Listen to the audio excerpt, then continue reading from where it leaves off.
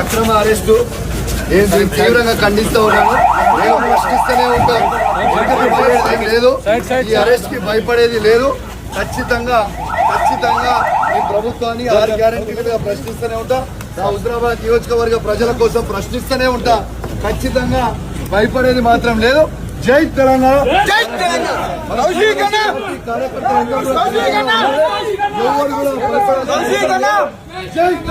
Jai Telangana.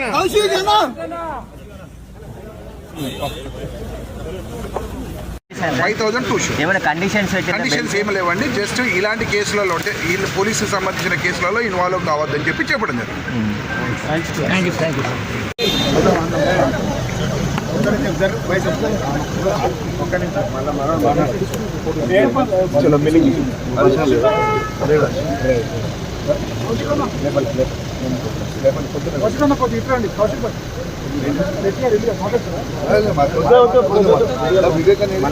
వివేకనా